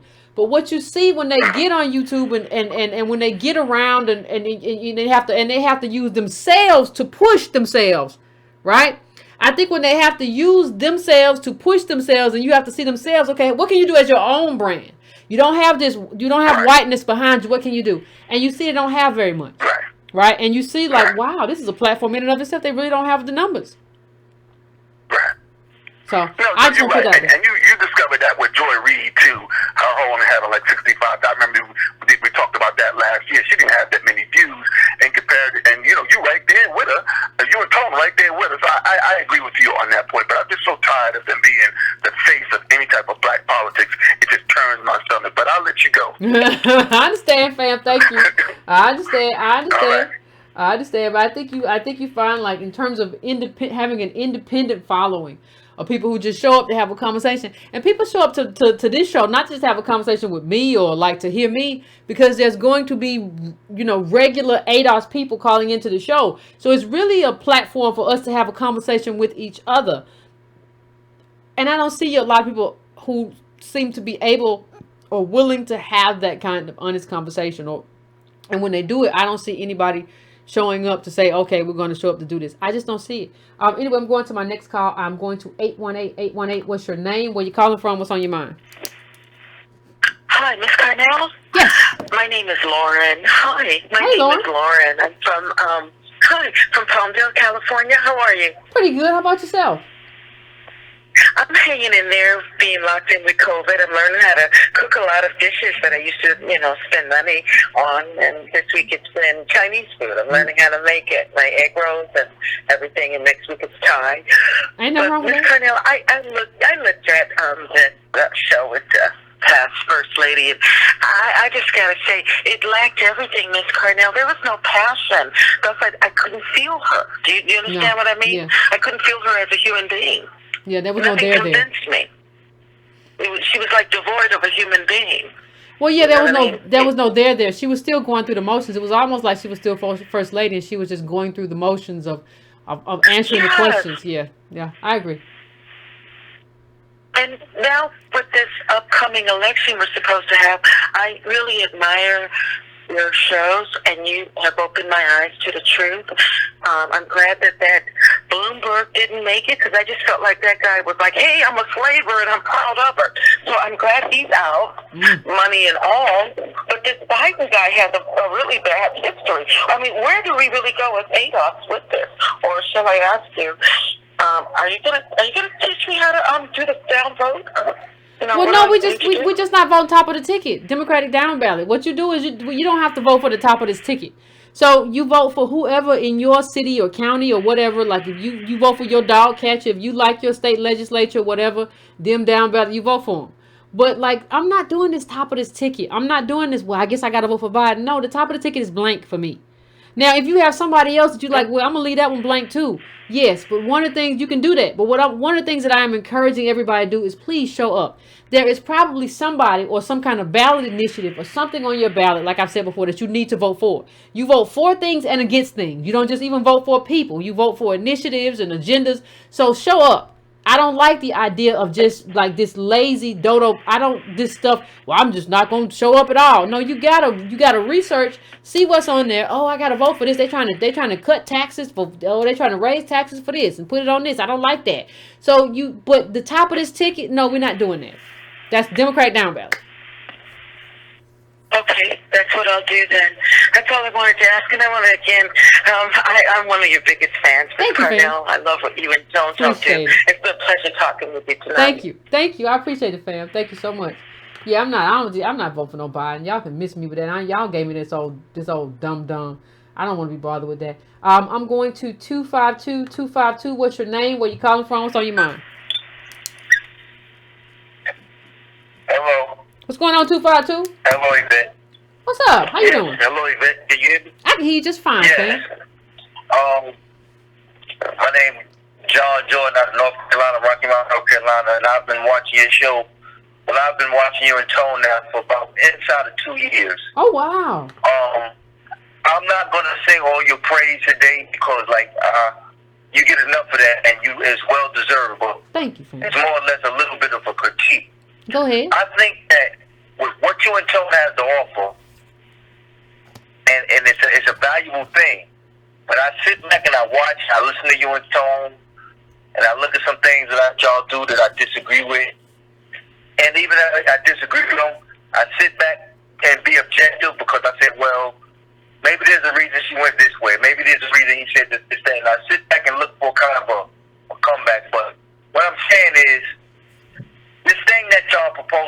ADOS and the thing about reparation. This thing is very important. I think this thing is even more important than maybe you and Tone would even know. No disrespect, you and Tone would even know. For some history, the first time I came in contact with the concept of reparations, I was a little younger. It was probably around 2000 and no, it wasn't even 2000. It was the late 90s. I read Reynolds Robinson's book, The Debt. Mm-hmm. And that's when I first came in contact with the thought of reparations. And that's a phenomenal book for any your callers, anybody that never read it. You can pick up that book. I suggest to pick up that and read it. Mm-hmm. But as far as us moving forward, let's say from this point on, I mean, no, we're not going to agree with everybody. We're not. But you and Tone are voices that are very strong. But even with some of the people that y'all disagree with, I'm talking about the Boyce Watkins, the Roland Martins, the Pete Diddy's, you know what I'm saying? Those people are useful because those people are in Black America. Y'all don't have to agree with anything, but we all have to get on the same. We all have to get going marching towards the same direction. We can't be marching towards the same initiative in different directions. And I'm sure you understand kind of what I'm saying, if not exactly what I'm saying. This division amongst us in Black America, the division between you and Boyce and Roland and Diddy and everything, that's not good for us on a whole. I want to see us win on a whole. Well, you do know, but you do know there have always been divisions, though. Like there have always been divisions. You know, I think Malcolm X one time called Martin Luther King a sellout or something to that nature. There have always been divisions. There's never been. I got the book. I got the book where he did it with James Cone, Malcolm and me, Malcolm Martin. I got that book right here on my shelf. I got that book right here. But what I'm saying is, as I listen to your callers every week, and I call to your show, and I sit on the wood call line, and I wait, and I listen to your callers, so many people are passionate about this thing that y'all started, but there are also, and you recognize, so many other people that are speaking to this topic that you and Tone brought attention to. But y'all have to have the leadership that, I don't know, somehow bring it all in. You know, bring it all in. And this thing is powerful. It's undeniable. What you went through, when I sit and have watched and listen to you and Tone talk about, and I go back and I watch you on YouTube, and I have a smart TV. So I can get on YouTube and I go back and I can watch the show back and forth. I get on my phone and I watch you all day. I go on my phone and I go through YouTube and I go through your different shows every week, and I go through Tone shows. And sometimes I take notes and different things. But what I'm saying is, this thing is too important for us to be divided the way this political thing. That's why I listen to you. Let me just say one thing, fam. Let me just say one thing, fam. There are always divisions, and you and I spoke about you. We just mentioned that, but let me just say this too. There are some people who just need to get left behind. Like there's not like I don't think of Boyce. I criticize Boyce in order to draw attention to the ignorance of it. But like I don't think Boyce is important. I don't think Tariq is important. Like there's no reason to bring along unimportant people. Like I don't, now we can have a conversation about what needs to happen with Black celebrity and what needs to happen with Black celebrity and the people who are trying to get on board and trying to wrap their head around stuff. We can have a conversation about some people who are doing things in a different genre. But I think we have this thing that like, oh, they're important people. And I think we like, I don't think we have a standard for like why we believe certain people are important in the community. There are certain people who need to go away. Like and we don't have. Remember what I said? I haven't said it in a long time, but I said inclusion in a community or a tribe is just as important as exclusion. And we don't seem to be able to exclude anybody. Like somebody can prove themselves to be a snake oil salesman, a crook, a pimp, a hustler, and a thief, and we'll still say, well, we got to bring them along because they are people too. We got to get on one accord. You can't get on one accord with a thief. While you praying, they'll have a hand in your pocket.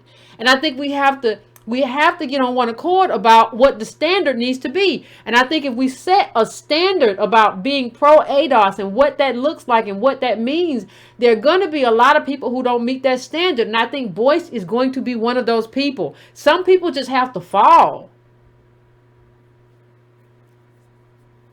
Well, I'll say this, and what you said is very strong. The point you just made, very strong, and is noted.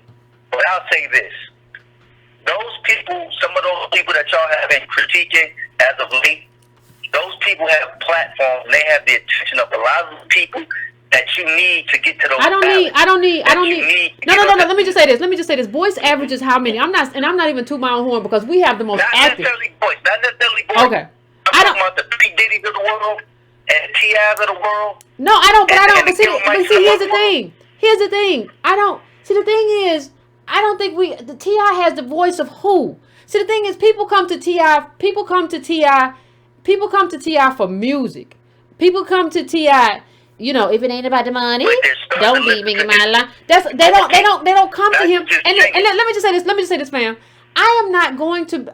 See, the thing is, it's not me saying that you're an awful person, T.I. Like, I'm just the person who's going to tell you that what you just said was stupid. And like, if you're not prepared for that, then it's your job to reach out to me and say, hey, Yvette, tell me how to say this. Like, I'll answer the phone. I don't not answer the phone for people. There are people who you can connect with me. You can DM me and say, listen, I'm going to go on this thing. I don't want to mess this up.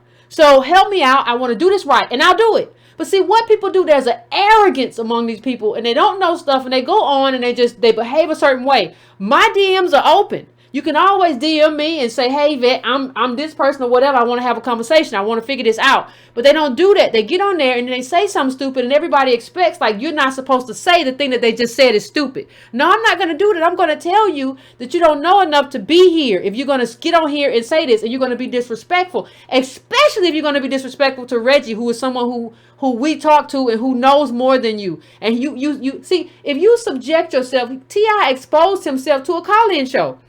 And what people are going to call in and add criticisms and add suggestions. You can't do that. Then when somebody calls in and say, hey, I'm giving my time. I'm giving you my time. I put my time here for you. You taking my time. Brother, your time is worthless because you are an artist. I don't even say art. You are a rapper. You can't go on. You can't do a show right now. Your time is worth something when you can perform. Your time is worthless when we're talking about politics. So your time isn't worth anything, and you don't get to be condescending, or you don't get to diminish another black man, especially given your history. Given your history, you should be the most humble person on that stage, and you're not. And I'm not afraid to call you on. I'm not afraid of nobody, especially you. This is what it is. Okay, I agree. What I'm saying to you that I hope is not being missed is these people that are flawed. These people have audiences, and what I'm saying is these people have audiences that may not be in you every week like I am, or every day like I am. A lot of you not. If you could look at my phone, if you could look at the history of my phone on my TV, no, I believe you. See that I'm on you and Tone every day. I believe you. And what I'm saying is, this thing that we're doing, this thing, it has to get to every ear of everybody, even if they disagree, if they got some type of it has to at least get to every ear of every black person in this country. We are only 13 million people in this country. This country has 50 million people. It's only 13 million of us. Well, what? Listen. What I'm saying, though, fam. Has that count? But listen to what I'm saying, fam. These people are getting in the way of this getting to every person. See what you're saying. See, this would make this. Let me tell you how. Let me say. This would make sense if T.I. got up and discussed reparations, said we need reparations, and then I cut him down for not getting it exactly right because he said it kind of wrong. Then you could be like, Yvette, come on, man. He tried to say reparations. He just got a little bit wrong. You ain't got to be like that. Then it would make sense. If you go to the 20-minute mark of this conversation, T.I. said some of the most ignorant stuff I've ever heard. He starts talking about how we can do it, and we were born free, and we just got to know we free. And it was a hodgepodge of mysticism and a whole bunch of stuff I don't don't understand. And I don't know why Mark Lamont Hill didn't correct him, because if the person if T.I. had been white, you would have corrected him. See, it shouldn't even be my job. Mark was sitting right there with that man and knew what he was saying was stupid, and he should have. Now he could have corrected him with kindness. He could have corrected him very kindly and said, T.I., you know, what you said in terms of how we live life and stuff, it don't really make sense. And let me just explain to you why. He could have corrected him gently, brother to brother. But since you didn't do it, now we come out here and we got to do it. And everybody mad at us for doing for what you should have did while you were sitting right there. See, that's the problem. Y'all, people don't do it. He said something that goes against reparations. We can't wait for nobody and all that stuff they said. That's anti, we can do it we gonna get together and we gonna, all this stuff. Like none of this stuff. I can't remember all the mystical stuff he said. I'm sure y'all remember, but it was like the 20-minute mark. You can't say something that stupid that don't make any sense in terms of black politics and expect me not to react. That's just it. Now, if you had come to me before if you had come to me and say, Yvette, I'm doing this NAACP thing, I have some questions. I'd have given you some talking points, and we could have had a conversation. That's not what you did. So you think you know, and you don't, and that's on you. It's not on me. I'm gonna call a spade every time. And I applaud you for that. But what I'm saying is, I'm just gonna ask you, as a lawyer, and I'm talking about dedicated listener, and I don't agree with everything you've done, everything you've said, but I pull up I pull up a chair every week, and every day. I appreciate it. What I'm seeing and what I'm saying is, we have to figure out how to, let me just say manipulate. Let me just use, I don't like to use that too much. Let me just say manipulate these executive veil. I don't think we do. I don't think we do. Hold on. I hear what you're saying, fam, but I'm gonna let you. We gotta move to another call in a second. But I don't think we do. Everybody's about to fail in mass. Like what you're seeing is that all of these people, like, I don't think we're getting back from coronavirus anytime soon. I don't think they're doing They're doing all this stuff. People are about to fail in mass. It's gonna be 18 months, so no. Yeah, you finna fail too. So you about to be just another Negro on the street. I'm sorry. You better live off them royalties, those of you who got it. Because y'all ain't doing them shows, and Boosie came on and talked about how you're not getting them back ends. So I think we're at a position where you're about to see it too. Everybody's about to see it and everybody's about to live it. Now, how you react to living it, whether you still keep that same arrogance when you talk, whether you keep being condescending when you talk, which really set me off. That's the thing that really set me off was the condescension. You know, and I wasn't even gonna say too much, but like, no, you don't get to be that man. You're not that person. But I think everybody's about to live it. And when you're about to live it, I don't have to teach it to you, because you're about to learn it from experience. So, well, I applaud you and Tony. I hope that we actually accomplish what it is we set out to accomplish. Y'all keep going. I just encourage you to keep going. Thanks. But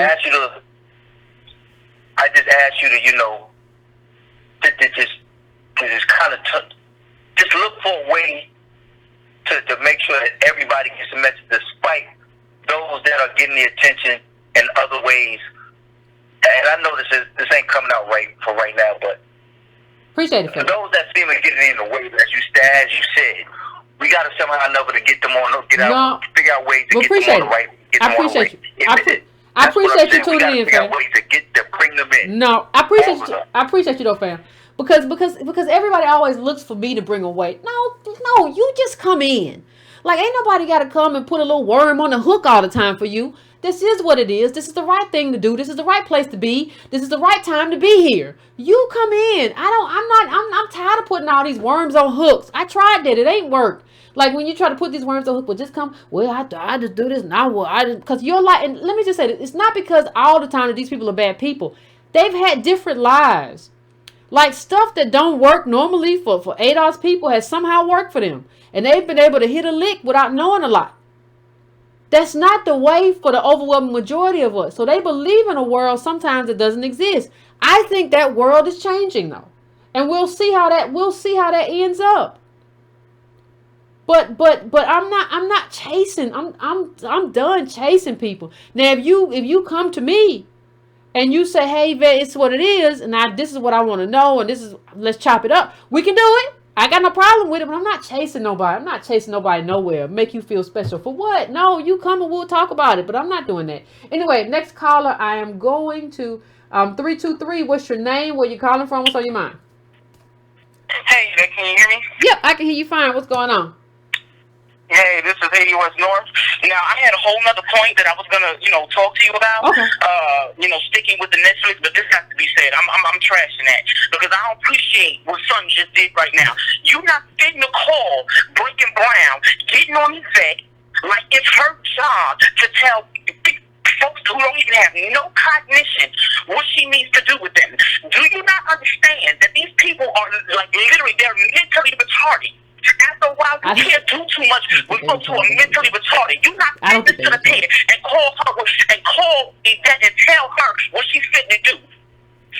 Well, you know what?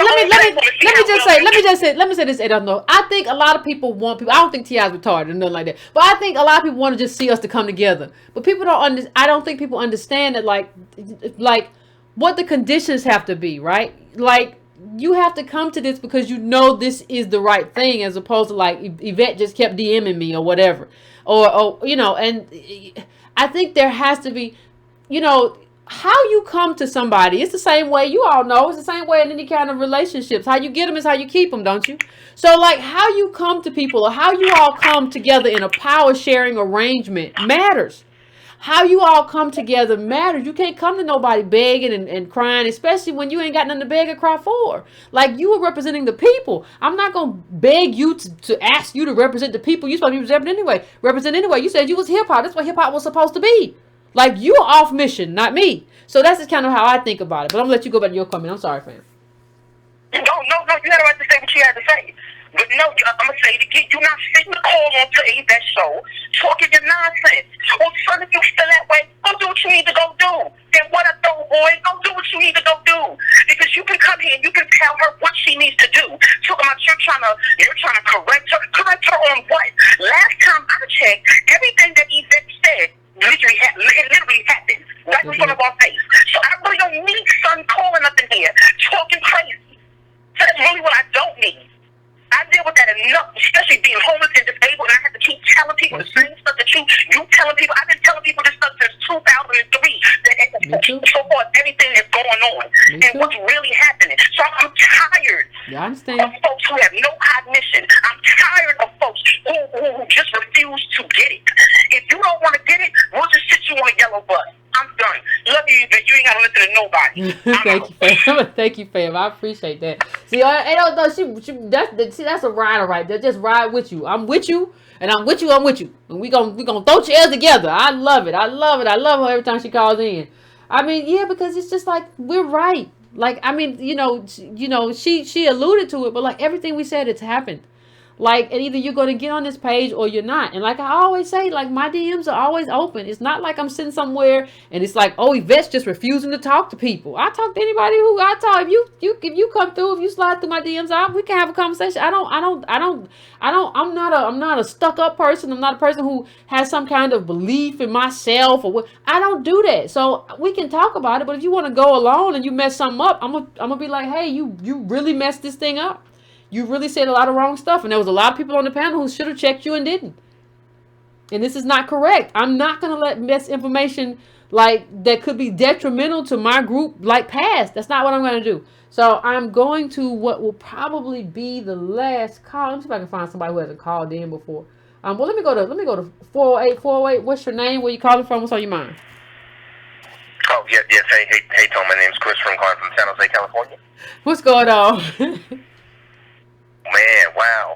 I just want to say I called and I've been a listener for about 5 years, and just want to let you know, because I also emailed you and Tone a few years back, that I went to UC Santa Barbara. Mm-hmm. I got a degree in Black Studies and political philosophy with concentration in ethics and public policy, and this has hands down been the greatest political and racial education I've ever received. And this coming from a guy that went to a UC. I'm committed to the numbers. I've learned the numbers. I've gotten behind doors with the boomers, and I see exactly what you're talking about. Every time I'm behind behind these closed doors, whether I'm at work or outside, I'm always advocating ADOS and the need for reparations. And I can tell them how the middle black family for $1,700 when you take away depreciating assets. How 63% of black families make $37,000 or less. I can tell them how 43% of the homeless are black and 53% of the black of homeless families are black.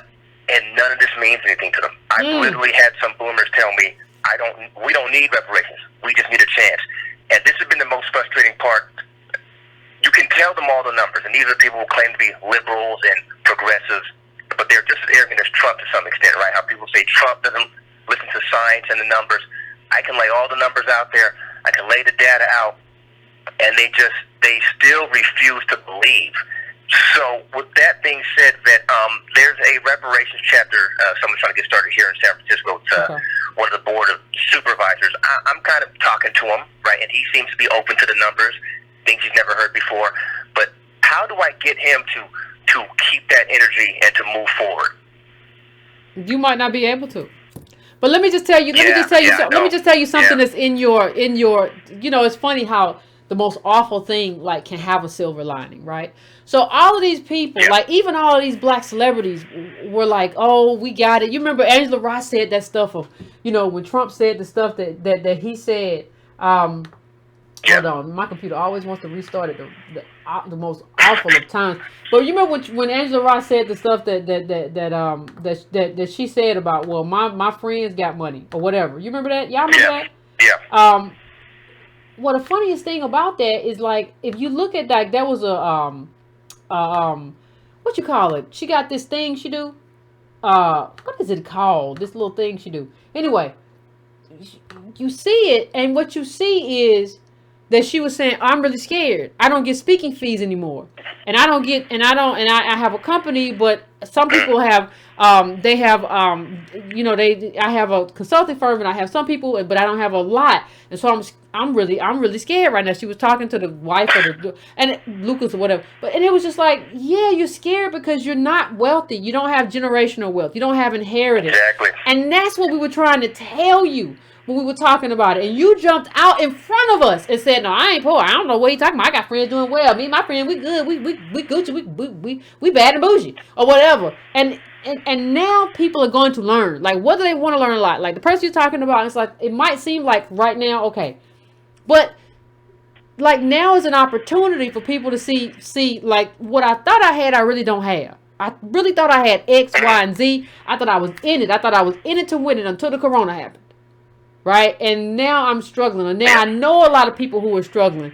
Now I see a different life. So I think this is an opportunity too in this horrible, plague of, if you will. But it's an opportunity for people to really see, life ain't like what I thought. I thought life was one way, but it's another way. I thought we had one thing, we had another thing. And another thing I would say, in terms of changing people's minds, the only thing you can do sometimes is plant seeds. Sometimes you can drop a seed and hope it take root, and maybe it do and maybe it don't. But you can't spend too much time. You can just drop a seed and walk off and ask a question, because sometimes when you ask a question when you plant a seed, part of the planting of the seed is asking a question, because sometimes when you ask the right question, it'll worry away in a person's mind. It'll just keep popping back up. So you have to just kind of ask the question. Then sometimes people will see the answer and be like, oh, I kind of get it now. So that's all you can do. You can't kill yourself. Don't kill yourself trying to convince somebody or something and arguing and fussing and fighting. Oh, yeah. Don't do that too much. That's too much stress. And you don't want to get their spittle in your face. This is the era of corona. Don't be in nobody's face. I just want to say again, I cite these numbers, and the information that you and Tone and Derry have provided has allowed me to reflect back on my life. I've had people at work and even family members who tell me, Chris, why do you care so much about that? You got yours. And just the way you guys break down the data, I know, looking back now, I grew up in the top 1% of black households. Can't lie about that. The network out here in San Jose, it's all in the house. It's not like liquid. It's all in the house. I've always had food. I've always had medical care. My mom's been employed as a nurse for 41 years. Government job, stable, pension, almost 6 figures. I know I'm making almost 6 figures, and I know only 4% of black households make that. Now, that's nothing when compared to, the top 30% of, white America. But in black America, that's everything. Yeah. I've had families. I spent summers in the projects. I got families from Mississippi Louisiana, Alabama, and I see how they're living. And I understand that I could just make my money, max out my Roth IRA, my retirement. That's $19,500. I know a lot of black people can't put $19,500 away towards their retirement. Watch that grow. And I could sit here and shut my mouth. But I'm going to keep getting behind these closed doors. I'm not asking for a selfie. I'm not asking for a follow. I'm asking, do you know what the racial wealth gap is? Do you care? If not, get out the way. Absolutely. And I just want to say I really appreciate you and Tone for really, again, this has been the greatest political and racial education I've ever received. And I went to UC Santa Barbara. That's a top institution out here in California. And I will continue to donate to you and Tone. Oh, thank you, $50 a week. I'm going to try to get up to, a month. I'm going to try to get up to $100 a month next year. And I'm going to keep supporting you. And again, I'm going to keep getting behind these closed doors, telling these boomers the truth, telling these ignorant folk the truth, Tone. I'm Yvette, and I really appreciate it. No, I appreciate you, fam. You sound tireless. You sound tireless over there. I appreciate it. You sound like you get to it. I appreciate it. We gotta thank you, fam. I appreciate you calling in. And we gotta get out of this mindset of I got mine. Like, you have yours, but how long? Like, I understand what he's saying, and he's right, and I appreciate it. But people got to stop thinking, well, I got mine, you got yours. Like, no, wealth is a network. Remember, we always talk about that. Wealth is social capital.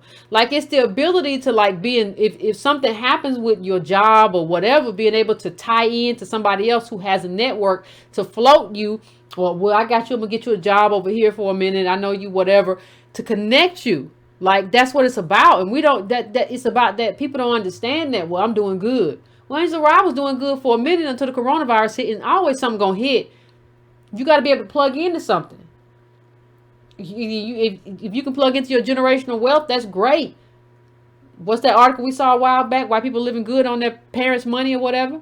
That's great. But you also need to have a network, right? How do you think Trump didn't fail? It was his daddy, yeah. But it was also the fact that, hey, a lot of people around there couldn't let him fail. Because, we can't let him fail in real estate. We tied into him in terms of our own wealth and what we're doing. Right? So other wealthy people are tied into you. They can't see you fail. So it's a lot that goes into it. And people say, well, I got mine. We got to get out of that. That individual. No, we gotta kind of try to work together better than that. So fam, I want to thank everybody. We have reached the end of our show for the evening. Please, fam. I appreciate all the calls. Please hit that like button for me. If you don't do anything else, please hit that like button for me. Please subscribe if you have not subscribed yet. If you have not subscribed to the channel, please subscribe now. I would appreciate it, fam. If you have not subscribed, please subscribe. I would appreciate you hitting that subscribe button. If you want to donate, you can go to patreon.com/ycarnell or donatebrown.com. Oh, and please give me your email address, subscribe-to-brown.com, so I can have that. I promise I do not take advantage and call you and email you all the time. I have been sending a newsletter out every Sunday to everybody while the coronavirus is still a thing, while it is still with us. So please just do that. But most of all, hit that like button before you leave. And if you haven't subscribed to the channel and all of that good stuff, fam. Until next time, I think Antonio and I will probably have a video sometime this week. Maybe Thursday, maybe tomorrow. We'll see. But sometime this week, we will have a video as well. We're trying to figure out another little streaming thing. And so we will figure that out. And we will do that. And we will have a conversation. Until then, family, be easy breezy. Do not be stressed out. Don't let nobody stress you out and put you in any kind of emotional state that you don't want to be in. Finish your libations. And until next time, until we see each other again, easy breezy. And take care and finish your libation.